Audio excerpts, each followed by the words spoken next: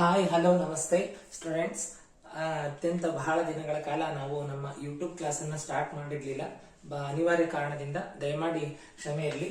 ನಾವು ನಮ್ಮ ಪುನೀತ್ ರಾಜ್ಕುಮಾರ್ ಕೋಚಿಂಗ್ ಅಕಾಡೆಮಿಯನ್ನ ಪುನೀತ್ ಜ್ಞಾನ ಕೋಚಿಂಗ್ ಸೆಂಟರ್ ಆಗಿ ಪರಿವರ್ತನೆ ಮಾಡಿದೀವಿ. ಹಾಗಾಗಿ ಈ ಒಂದು ಕೋಚಿಂಗ್ ಸೆಂಟರ್ ಮುಖ್ಯ ಧ್ಯೇಯ ಏನು ಅಂತ ಕೇಳಿದ್ರೆ, ಕನ್ನಡ ಮಾಧ್ಯಮದ ಮಕ್ಕಳಿಗೆ ಮುರಾರ್ಜಿ ಮತ್ತು ನವೋದಯ ಟ್ಯೂಷನ್ ಮತ್ತೆ ಕನ್ನಡ ಮಾಧ್ಯಮದ SSLC ಮಕ್ಕಳಿಗೆ ವಿಜ್ಞಾನದ ವಿಷಯದ ಬಗ್ಗೆ ಜ್ಞಾನವನ್ನು ಕೊಡೋದೇ ಈ ಒಂದು ಕೋಚಿಂಗ್ ಸೆಂಟರ್ ನ ಮೂಲ ಧ್ಯೇಯ. ಅದರಲ್ಲಿ ನಾವು ಪುನೀತ ಜ್ಞಾನ ಅಂತ ಹೆಸರಿಟ್ಟಿದೀವಿ. ಪುನೀತ ಅಂದ್ರೆ ಪಾವನ ಅಂತ, ಜ್ಞಾನ ಅಥವಾ ಶುದ್ಧ ಜ್ಞಾನವನ್ನು ಕೊಡ್ತಕ್ಕಂಥ ವೇದಿಕೆಯನ್ನ ನಾವೇನಂತ ಕರೆದಿದೀವಿ, ಪುನೀತ ಜ್ಞಾನ ಕೋಚಿಂಗ್ ಸೆಂಟರ್ ಅಂತ ಕರೆದಿದೀವಿ. ಈ ಒಂದು ಕೋಚಿಂಗ್ ಸೆಂಟರ್ ನ ಮುಖ್ಯ ಉದ್ದೇಶ ಏನು ಅಂದ್ರೆ, ಕನ್ನಡ ಮಾಧ್ಯಮದ ವಿದ್ಯಾರ್ಥಿಗಳಿಗೆ ವಿಜ್ಞಾನ ಮತ್ತು ಗಣಿತ ವಿಷಯವನ್ನ ಅರ್ಥಪೂರ್ಣವಾಗಿ ಹೇಳ್ಕೊಡೋದು. ಹಾಗಾಗಿ ನಾವು ಮೊದಲನೇದಾಗಿ ವಿಜ್ಞಾನ ವಿಷಯದ ಒಂದು ಬೇಸಿಕ್ಸ್ ಅನ್ನ ಸ್ಟಾರ್ಟ್ ಮಾಡಿದ್ವಿ ಹಿಂದಿನ ಕ್ಲಾಸ್ ಒಳಗ. ಆ ಒಂದು ತರಗತಿಯನ್ನ ನಾನು ಮುಂದುವರಿಸ್ತಿದ್ದೀನಿ. ಇದು ಪ್ರಮುಖವಾಗಿ SSLC ಮಕ್ಕಳಿಗೆ ಇಂಪಾರ್ಟೆಂಟ್ ಆಗ್ಲಿ ಅಂತ, ಅಥವಾ SSLC ಮಕ್ಕಳು ಯಾರೀಗ ಮುಂದಿನ SSLC ವಿದ್ಯಾರ್ಥಿಗಳಿದಾರಲ್ಲ ಅವ್ರಿಗೆ ವಿಜ್ಞಾನ ವಿಷಯದಲ್ಲಿ ಬರ್ತಕ್ಕಂತ ಒಂದು ದ್ವಂದ್ವಗಳನ್ನ ನಿವಾರಣೆ ಮಾಡ್ತಕ್ಕಂತ ಒಂದು ಕೆಲಸವನ್ನ ಈ ಒಂದು ಚಾನಲ್ ಮೂಲಕ ನಾವು ಮಾಡ್ತಾ ಇದೀವಿ. ಅದರಲ್ಲಿ ಪ್ರಮುಖವಾಗಿ ವಿಜ್ಞಾನದ ಪ್ರಮುಖ ಬೇಸಿಕ್ಸ್ ಯಾವುದು ಅಂತ ಕೇಳಿದ್ರೆ, 9ನೇ ತರಗತಿಯಿಂದ ಬಂದಂತಹ ಮಕ್ಕಳಿಗೆ SSLC ಒಂದು ಬೇಸಿಕ್ಸ್ ಅಥವಾ 9ನೇ ತರಗತಿ ಪಾಸ್ ಆಗಿ ಬಂದಂತಹ ಮಕ್ಕಳಿಗೆ SSLC ಯಲ್ಲಿ ಬರ್ತಕ್ಕಂತ ಕೆಲವೊಂದು ವಿಷಯಗಳನ್ನ ನಾವು ಈ ಒಂದು ಚಾನಲ್ ಮೂಲಕ ತಿಳಿಸ್ತಾ ಹೋಗ್ತೀವಿ. ಹಾಗಾಗಿ 9ನೇ ತರಗತಿಯಲ್ಲಿ ಬಂದಂತಹ ಪ್ರಮುಖವಾದ ಮೊದಲನೆಯ ಒಂದು ಘಟಕ ಯಾವುದು ಅಂತ ಕೇಳಿದ್ರೆ, ಪ್ರಮುಖ ಧಾತುಗಳ ಹೆಸರುಗಳು.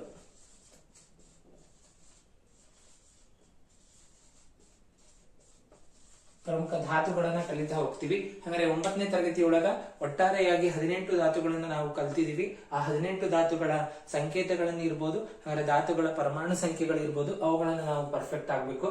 10ನೇ ತರಗತಿಗೆ ಹೋಗ್ತಕ್ಕಂಥ ಯಾವುದೇ ವಿದ್ಯಾರ್ಥಿ ಮೊದಲನೇದಾಗಿ ವಿಜ್ಞಾನವನ್ನ ಆರಂಭಿಸಬೇಕು ಅಂತ ಕೇಳಿದ್ರೆ, ಪ್ರಮುಖ ಧಾತುಗಳ ಹೆಸರುಗಳು ಮೊದಲನೇದಾಗಿ ಗೊತ್ತಿರ್ಬೇಕು. ಅದ ನಂತರ ಗೊತ್ತಿರ್ತಕ್ಕಂಥದ್ದು ವೆಲೆನ್ಸಿ ಗೊತ್ತಿರ್ಬೇಕಾಗತ್ತೆ. ಹಾಗೆ ಮತ್ತು ಒಂದು ಧಾತು ಸಂಯುಕ್ತಗಳ ಹೆಸರುಗಳು ಗೊತ್ತಿರ್ಬೇಕಾಗತ್ತೆ. ಅವುಗಳ ರಾಸಾಯನಿಕ ಸೂತ್ರಗಳು ಆ ಮಕ್ಕಳಿಗೆ ಗೊತ್ತಿರ್ಬೇಕಾಗತ್ತೆ. ಯಾವುದೇ ವಿಜ್ಞಾನ ವಿಷಯವನ್ನ ಪ್ರಾರಂಭ ಮಾಡಿದ ನಂತರ ಆ ಬೇಸಿಕ್ಸ್ ಇದ್ರೆ ಮಾತ್ರ ಆ ಮಕ್ಕಳಿಗೆ ಪರ್ಫೆಕ್ಟ್ ಆಗುತ್ತೆ. ಹಾಗಾಗಿ ಈ ಒಂದು ಚಾನೆಲ್ ನ ಮುಖ್ಯ ಉದ್ದೇಶ ಇಷ್ಟೇ. ಒಂದು SSLC ಗೆ ಬಂದಂತಹ ಅಥವಾ ಕನ್ನಡ ಮಾಧ್ಯಮ ವಿದ್ಯಾರ್ಥಿಗಳಿಗೆ ವಿಜ್ಞಾನವನ್ನ ಯಾವುದೇ ಒಂದು ದ್ವಂದ್ವಗಳು ಇಲ್ಲದೇನೆ ನಿವಾರಣೆ ಮಾಡ್ಕೊಡೋದು ಇದರ ಉದ್ದೇಶ. ಯಾಕಂದ್ರೆ ಇಂಗ್ಲಿಷ್ ಮಾಧ್ಯಮದ ವಿದ್ಯಾರ್ಥಿಗಳಿಗೆ ಬೇಕಾದಷ್ಟು ವಿಷಯಗಳು ಸಿಗ್ತದೆ, ಬೇಕಾದಷ್ಟು ಚಾನೆಲ್ಗಳು ಸಿಗ್ತದೆ. ಆದ್ರೆ ಕನ್ನಡ ಮಾಧ್ಯಮದ ವಿದ್ಯಾರ್ಥಿಗಳಿಗೆ ಇದರ ಕೊರತೆ ಇದೆ. ಹಾಗಾಗಿ ಅದನ್ನ ನಾವು ಈ ಒಂದು ಚಾನೆಲ್ ಮೂಲಕ ತೃಪ್ತಿಪಡಿಸ್ತಕ್ಕಂಥ ಕೆಲಸವನ್ನು ನಾವು ಮಾಡ್ತಾ ಇದ್ವಿ. ಹಾಗಾದ್ರೆ ಮೊದಲನೇ ಧಾತುವಿನ ಹೆಸರು ಬಂದು ಹೈಡ್ರೋಜನ್ ಅಂತ. ಇದರ ಒಂದು ಪರಮಾಣು ಸಂಖ್ಯೆ 1 ಅಂತ ಕರಿತೀವಿ. ಹೈಡ್ರೋಜನ್ ನ ಒಂದು ಪರಮಾಣು ಸಂಕೇತ ಬಂದು H. ಅರೆ ಮೊದಲನೇ ಒಂದು ಪರಮಾಣು ಸಂಖ್ಯೆ ಅಥವಾ ಮೊದಲನೇ ಒಂದು ಧಾತು ಬಂದು ಹೈಡ್ರೋಜನ್ ಅಂತ. ಓಕೆ, ಇದನ್ನ ಕನ್ನಡದಲ್ಲಿ ನಾವು ಜಲಜನಕ ಅಂತ ಕರಿತೀವಿ. ಎರಡನೆಯ ಧಾತು ಬಂದು ಹೀಲಿಯಂ ಅಂತ ಕರಿತೀವಿ. ಇದರ ಒಂದು ರಾಸಾಯನಿಕ ಸಂಕೇತ ಅಥವಾ ಇದರ ಧಾತುವಿನ ಸಂಕೇತ He. ಮೂರನೇ ಒಂದು ಸಂಯುಕ್ತ ಅಥವಾ ಧಾತು ಬಂದು ಯಾವುದು ಅಂತ ಕೇಳಿದ್ರೆ ಲಿಥಿಯಂ. ಇದರ ಒಂದು ಸಂಕೇತ Li ಅಂತ ಕರಿತೀವಿ. ನಾಲ್ಕನೇದು ಬಂದು ಬೆರಿಲಿಯಂ. ಅಂತ ಕರಿತೀವಿ. ಇದರ ಒಂದು ಸಂಕೇತ ಬಂದು Be. ಐದನೆಯ ಒಂದು ಧಾತುವಿನ ಸಂಖ್ಯೆ ಬಂದು ಅಥವಾ ಅದರ ಹೆಸರು ಬಂದು ಬೇರಿಯಂ ಅಂತ. ಅದರ ಒಂದು ರಾಸಾಯನಿಕ ಸಂಕೇತ B ಅಂತ ಕರಿತೀವಿ. ಹಾಗಾದ್ರೆ ಆರನೇ ಒಂದು ಧಾತು ಬಂದು ಕಾರ್ಬನ್ ಅಂತ ಕರಿತೀವಿ, ಅಥವಾ ಇದನ್ನ ಕನ್ನಡದೊಳಗೆ ಇನ್ನೊಂದು ಹೆಸರಿಂದ ಕರೀತಾರೆ, ಇದನ್ನ ಇಂಗಾಲ ಅಂತ ಕರೀತಾರೆ. ಹಾಗಾದ್ರೆ ಏಳನೇದು ಬಂದು ನೈಟ್ರೋಜನ್.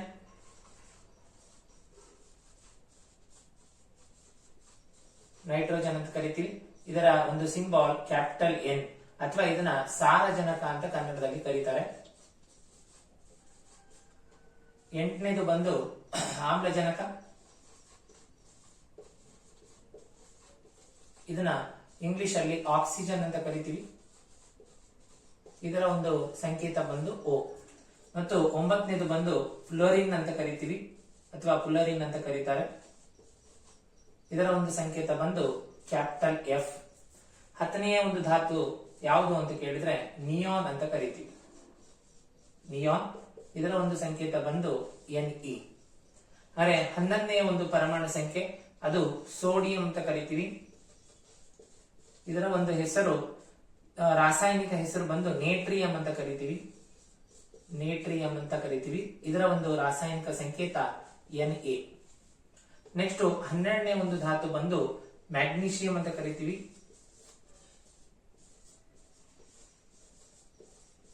ಮ್ಯಾಗ್ನೀಷಿಯಂ ಇದನ್ನ Mg ಅನ್ನೋ ಒಂದು ಅಕ್ಷರದಲ್ಲಿ ಗುರುತಿಸ್ತೀವಿ. 13ನೇ ಒಂದು ಸಂಯುಕ್ತ ಅಥವಾ ಧಾತು ಬಂದು ಅದನ್ನ ಹೆಸರು ಅಲ್ಯೂಮಿನಿಯಂ ಅಂತ ಕರಿತೀವಿ. ಇದರ ಒಂದು ಸಂಕೇತ ಬಂದು Al. ಇದೇ ರೀತಿ ಒಟ್ಟಾರೆಯಾಗಿ 18 ಧಾತುಗಳ ಹೆಸರುಗಳನ್ನ ನಾವು ಕಲಿತಾ ಹೋಗ್ತೀವಿ. ಅಂದ್ರೆ 14ನೇ ಒಂದು ಧಾತು ಬಂದು 14ನೇದು ಸಿಲಿಕಾನ್. 14ನೇ ಧಾತುವನ್ನ ನಾವು ಸಿಲಿಕಾನ್ ಅಂತ ಕರಿತೀವಿ. ಇದರ ಒಂದು ಸಂಕೇತ Si. 15 ಬಂದು ಫಾಸ್ಫರಸ್. ಇದನ್ನ ಗಂಧಕ ಅಂತ ಕರೀತಾರೆ. ಇದರ ಒಂದು ಸಿಂಬಲ್ ಬಂದು ಕ್ಯಾಪಿಟಲ್ P. 16 ನಾವು ಸಲ್ಫರ್ ಅಂತ ಕರಿತೀವಿ. ಫಾಸ್ಫರಸ್ ನಾವು ಇದನ್ನ P ಅನ್ನೋ ಒಂದು ಅಕ್ಷರ ಅಥವಾ ಇದನ್ನ ಕನ್ನಡದೊಳಗ ರಂಜಕ ಅಂತ ಕರಿತೀವಿ. ಹಾಗೆ ನೆಕ್ಸ್ಟ್ ಬರೋದು ಸಲ್ಫರ್ ಅಂತ ಕರಿತೀವಿ. ಸಲ್ಫರ್ ನಾವು ಎಂತ ಕರಿತೀವಿ? ಗಂಧಕ ಅಂತ ಕರಿತೀವಿ. ಇದರ ಒಂದು ಸಂಕೇತ ಬಂದು ಕ್ಯಾಪಿಟಲ್ S. ಓಕೆ. ಹಾಗೆ 17ನೇ ಒಂದು ಸಂಕೇತ ಅಥವಾ 17ನೇ ಧಾತು ಯಾವುದು ಅಂತ ಕೇಳಿದ್ರೆ ಕ್ಲೋರಿನ್ ಅಂತ ಕರಿತೀವಿ. ಇದರ ಒಂದು ರಾಸಾಯನಿಕ ಸಂಕೇತ Cl. ಕೊನೆಯದಾಗಿ 18ನೇ ಧಾತುವನ್ನ ನಾವು ಆರ್ಗಾನ್ ಅಂತ ಕರಿತೀವಿ. ಆರ್ಗಾನ್ ಇದರ ಸಂಕೇತ ಬಂದು Ar. ಈ ರೀತಿ ನಾವು ಸಂಯುಕ್ತ ಧಾತುಗಳ ಒಂದು ಪ್ರಮುಖ ಸಂಕೇತಗಳನ್ನ ಮತ್ತು ಅವುಗಳ ಪರಮಾಣು ಸಂಖ್ಯೆಗಳನ್ನು ನೋಡ್ತಾ ಹೋಗ್ತೀವಿ. ಮೊದಲನೇದಾಗಿ ಒಂದು ಹೈಡ್ರೋಜನ್, ಅದನ್ನ H ಅನ್ನೋ ಒಂದು ಸಿಂಬಾಲ್ ಇಂದ ಗುರುತಿಸ್ತೀವಿ. ಅದರ ಒಂದು ಕನ್ನಡದ ಹೆಸರು ಜಲಜನಕ. ಎರಡನೇದು ಬಂದು ಹೀಲಿಯಂ, ಅದನ್ನ He ಅನ್ನೋ ಒಂದು ಅಕ್ಷರದಿಂದ ಗುರುತಿಸ್ತೀವಿ. ಮೂರನೇದು ಲಿಥಿಯಂ, ಇದರ ಒಂದು ಸಂಕೇತ ಅಥವಾ ಇದರ ಒಂದು ಚಿಹ್ನೆ ಯಾವುದು ಅಂದ್ರೆ Li. ಮತ್ತೆ 4ನೇದು ಬೆರಿಲಿಯಂ ಅಂತ ಕರಿತೀವಿ. ಅದರ ಒಂದು ಸಂಕೇತ Be. ನೆಕ್ಸ್ಟ್ 5ನೇದು ಪರಮಾಣು ಸಂಖ್ಯೆಯನ್ನು ಹೊಂದಿರತಕ್ಕಂಥ ಧಾತು ಯಾವುದು ಅಂತ ಕೇಳಿದ್ರೆ ಬೇರಿಯಂ, ಅದರ ಒಂದು ಸಂಕೇತ ಕ್ಯಾಪಿಟಲ್ B. 6ನೇದು ಕಾರ್ಬನ್ ಅಂತ ಕರಿತೀವಿ. ಅದರವನ್ನ ಕನ್ನಡದಲ್ಲಿ ಇಂಗಾಲ ಅಂತ ಕೂಡ ಕರೀತಾರೆ. ಅದರ ಒಂದು ಸಂಕೇತ C. 7ನೇದು ನೈಟ್ರೋಜನ್ ಅಂತ ಕರಿತೀವಿ. ಅದನ್ನು ಕನ್ನಡದಲ್ಲಿ ಸಾರಜನಕ ಅಂತ ಕರಿತೀವಿ. ಅದರ ಒಂದು ಸಂಕೇತ ಕ್ಯಾಪಿಟಲ್ N. ನೆಕ್ಸ್ಟ್ 8ನೇದು ಆಮ್ಲಜನಕ ಅಂತ ಕರಿತೀವಿ ಅಥವಾ ಅದನ್ನ ಇಂಗ್ಲಿಷ್ ಒಳಗೆ ಆಕ್ಸಿಜನ್ ಅಂತ ಕರೀತಾರೆ. ಅದರ ಒಂದು ಸಂಕೇತ O. ನೆಕ್ಸ್ಟ್ 9 ಉಲರಿನ್ ಅಂತ ಕರಿತೀವಿ. ಅದರ ಸಂಕೇತ ಕ್ಯಾಪಿಟಲ್ F. ನೆಕ್ಸ್ಟ್ ನಿಯಾನ್ ಅನ್ನೋ ಒಂದು ಅನಿಲವನ್ನ ನೋಡ್ತೀವಿ. ಅದರ ಸಂಕೇತ Ne. ನೆಕ್ಸ್ಟ್ ಸೋಡಿಯಂ, ಇದರ ಒಂದು ರಾಸಾಯನಿಕ ಹೆಸರು ಬಂದು ನೇಟ್ರಿಯಂ ಅಂತ ಕರಿತೀವಿ. ಅದರ ಸಂಕೇತ Na. ಮ್ಯಾಗ್ನೀಷಿಯಂ, ಅದರ ಸಂಕೇತ Mg. ನೆಕ್ಸ್ಟ್ 13ನೇ ಒಂದು ಧಾತು ಯಾವುದು ಅಂತ ಕೇಳಿದ್ರೆ ಅಲ್ಯೂಮಿನಿಯಂ, ಅದರ ಸಂಕೇತ Al. ನೆಕ್ಸ್ಟ್ 14ನೇದು ಸಿಲಿಕಾನ್ ಅಂತ ಕರಿತೀವಿ. ಅದರ ಸಂಕೇತ Si. 15ನೇದು ಫಾಸ್ಫರಸ್ ಅಂತ ಕರಿತೀವಿ. ಅದರ ಕನ್ನಡದ ಹೆಸರು ರಂಜಕ, ಅದರ ಸಂಕೇತ P. ನೆಕ್ಸ್ಟ್ 16ನೇದು ಸಲ್ಫರ್ ಅಂತ ಕರಿತೀವಿ. ಅದರ ಒಂದು ರಾಸಾಯನಿಕ ಹೆಸರು ಅಥವಾ ಕನ್ನಡದ ಹೆಸರು ಗಂಧಕ ಅಂತ ಕರಿತೀವಿ. ಅದರ ಹೆಸರು S ಸಿಂಬಾಲ್. ಕ್ಲೋರಿನ್ ಅನ್ನ ನಾವು Cl ಅನ್ನ ಅಕ್ಷರದಿಂದ, ಆರ್ಗಾನ್ ಅನ್ನ Ar ಅನ್ನ ಒಂದು ಅಕ್ಷರದಿಂದ ಗುರುತಿಸ್ತೀವಿ. ಅಂದ್ರೆ ಯಾವುದೇ ಒಂದು ವಿದ್ಯಾರ್ಥಿ ವಿಜ್ಞಾನವನ್ನು ಪ್ರಾರಂಭ ಮಾಡ್ಲಿಕ್ಕಿಂತ ಮುಂಚೆ ಅಥವಾ 10ನೇ ತರಗತಿ ವಿದ್ಯಾರ್ಥಿ ವಿಜ್ಞಾನ ಒಂದು ಸಿಲೆಬಸ್ ಅನ್ನ ಸ್ಟಾರ್ಟ್ ಮಾಡ್ಲಿಕ್ಕಿಂತ ಮುಂಚೆ ಅವನು ಈ ಒಂದು ಧಾತುಗಳ ಹೆಸರುಗಳನ್ನ ಪ್ರಮುಖವಾಗಿ ನೆನಪಿಟ್ಕೊಂಡು ಬರ್ತಕ್ಕಂಥ ವಿಷಯ ಏನಪ್ಪಾ ಅಂತ ಕೇಳಿದ್ರೆ ವೆಲೆನ್ಸಿ ಅಂತ ಬರುತ್ತೆ.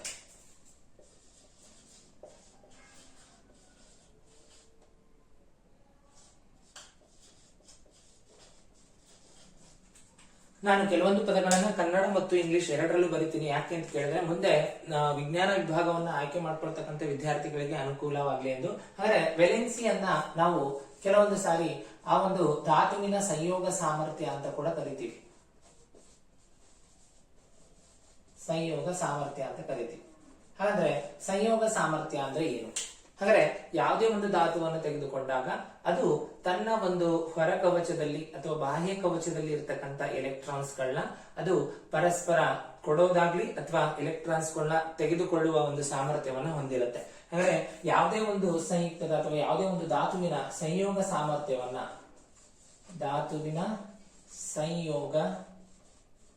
ಸಾಮರ್ಥ್ಯವನ್ನ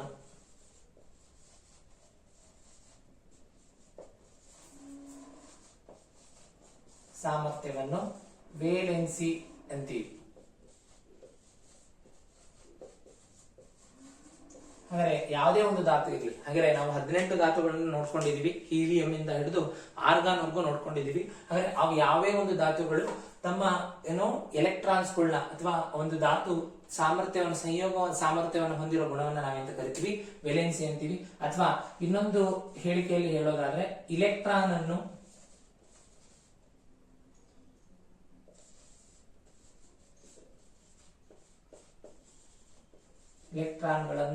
ಪಡೆದುಕೊಳ್ಳುವ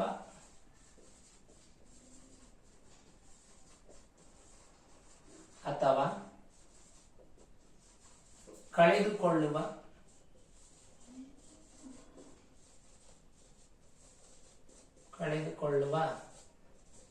ಧಾತುವಿನ ಗುಣ.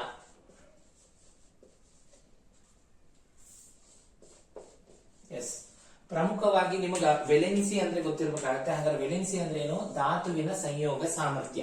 ಅಥವಾ ಇನ್ನೊಂದು ಹೇಳಿಕೆಯಲ್ಲಿ ಹೇಳ್ಬೇಕಾದ್ರೆ ಎಲೆಕ್ಟ್ರಾನ್ಗಳನ್ನ ಪಡೆದುಕೊಳ್ಳುವ ಅಥವಾ ಕಳೆದುಕೊಳ್ಳುವ ಧಾತುವಿನ ಒಂದು ಗುಣ. ಹಾಗಾದ್ರೆ ಯಾವುದೇ ಒಂದು ಧಾತುವನ್ನ ತೆಗೆದುಕೊಂಡಾಗ ಅದು ತನ್ನ ಎಲೆಕ್ಟ್ರಾನ್ಗಳ ಅಥವಾ ಹೊರಕವಚದಲ್ಲಿ ಇರ್ತಕ್ಕಂಥ ಎಲೆಕ್ಟ್ರಾನ್ಗಳನ್ನ ಕೊಡುತ್ತೆ ಅಥವಾ ತಗೊಳ್ತದೆ. ಓಕೆ, ಅಥವಾ ಕಳೆದುಕೊಳ್ಳುವ ಅಥವಾ ಪಡೆದುಕೊಳ್ಳುವ ಗುಣವನ್ನೇ ನಾವೇನಂತ ಕರಿತೀವಿ? ಆ ಧಾತುವಿನ ಸಂಯೋಗ ಸಾಮರ್ಥ್ಯ ಅಥವಾ ವೇಲೆನ್ಸಿ ಅಂತ ಕರಿತೀವಿ.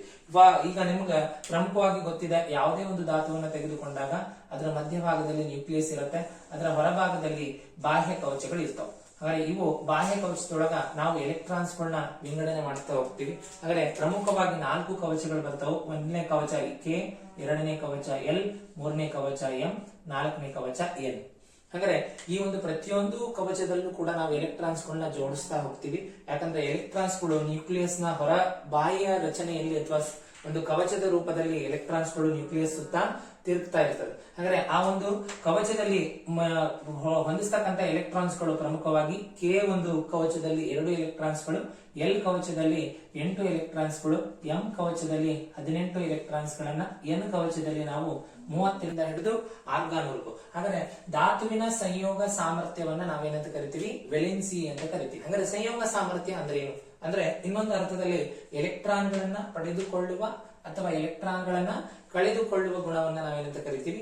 ಅವುಗಳ ಒಂದು ವೇಲೆನ್ಸಿ ಅಂತ ಕರಿತೀವಿ. ಹಾಗಾದ್ರೆ ಯಾವುದೇ ಒಂದು ಧಾತುವಿನ ವೇಲೆನ್ಸಿಯನ್ನ ಗೊತ್ತಿದ್ರೆ ನಿಮ್ಗೆ ಈಸಿಯಾಗಿ ಮುಂದಿನ ಪಾಠಗಳು ಅರ್ಥ ಆಗ್ತಾ ಹೋಗುತ್ತೆ. ಹಾಗಾಗಿ ಮೊದಲನೇದಾಗಿ ಗೊತ್ತಿರಲಿ ನಿಮ್ಗೆ, ಯಾವುದೇ ಒಂದು ಧಾತುವನ್ನು ತೆಗೆದುಕೊಂಡಾಗ ಆ ಧಾತುವಿಗೆ ಪರಮಾಣು ಒಂದು ತಗೊಂಡಾಗ ಅಥವಾ ಆ ಧಾತುವಿನ ಒಂದು ಕೇಂದ್ರದಲ್ಲಿ ನ್ಯೂಕ್ಲಿಯಸ್ ಅಂತ ಇರುತ್ತೆ, ಅದರ ಬಾಹ್ಯ ಕವಚದಲ್ಲಿ ಎಲೆಕ್ಟ್ರಾನ್ಗಳು ಸುತ್ತಾ ಇರ್ತವೆ.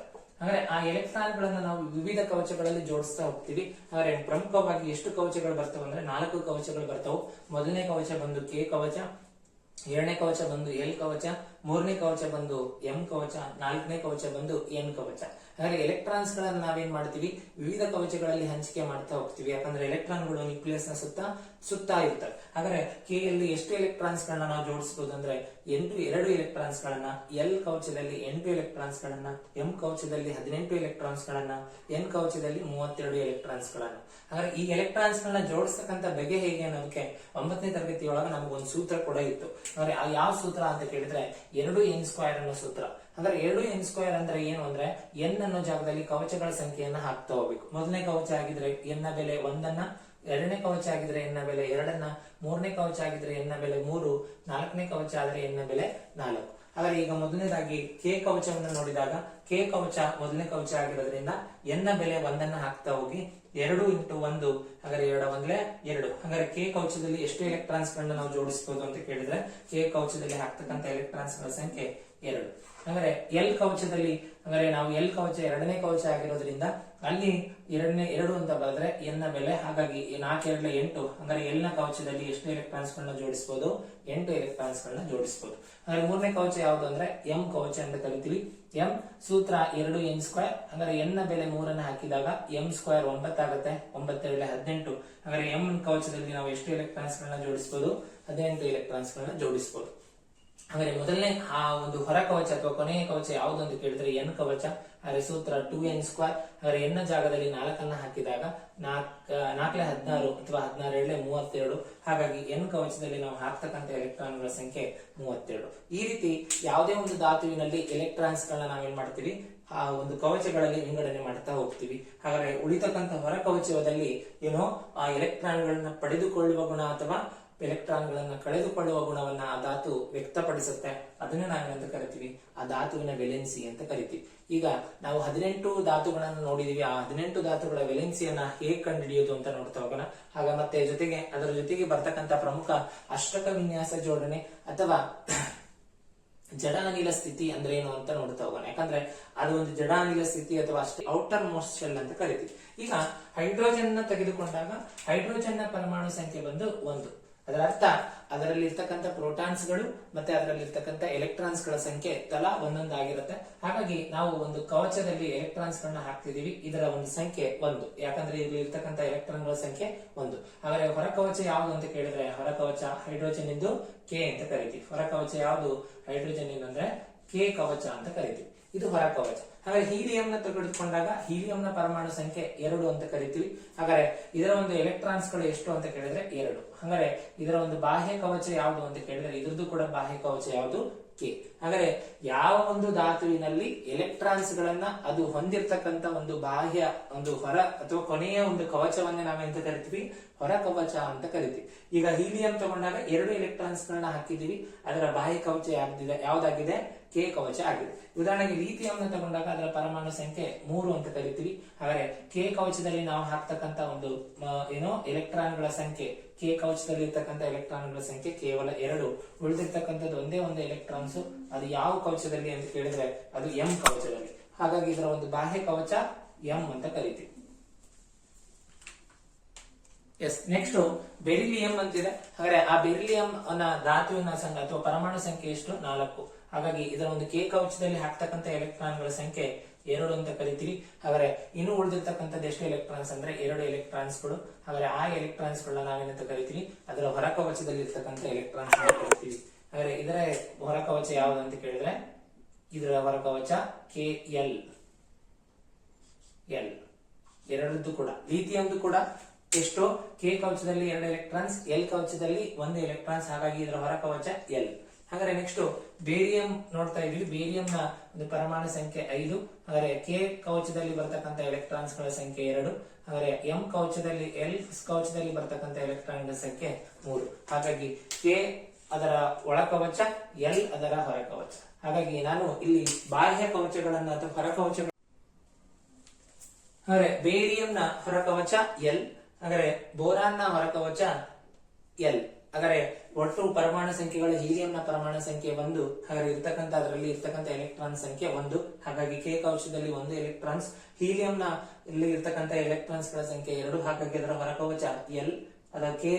ನೆಕ್ಸ್ಟ್ ಲಿಥಿಯಂ ನ ಒಂದು ಪರಮಾಣು ಸಂಖ್ಯೆ 3. ಅದರಲ್ಲಿ ಇರ್ತಕ್ಕಂಥ ಎಲೆಕ್ಟ್ರಾನ್ ಗಳ ಸಂಖ್ಯೆ 3. ಹಾಗಾಗಿ ಕೆ ಕವಚದಲ್ಲಿ 2 ಎಲೆಕ್ಟ್ರಾನ್ಸ್, ಎಲ್ ಕವಚದಲ್ಲಿ 1 ಎಲೆಕ್ಟ್ರಾನ್ಸ್. ಹಾಗಾದ್ರೆ ಬೆರಿಲಿಯಂ ಇದರ ಒಂದು ಪರಮಾಣು ಸಂಖ್ಯೆ 4. ಹಾಗಾದ್ರೆ ಕೆ ಕವಚದಲ್ಲಿ 2 ಎಲೆಕ್ಟ್ರಾನ್ಸ್ ಗಳು.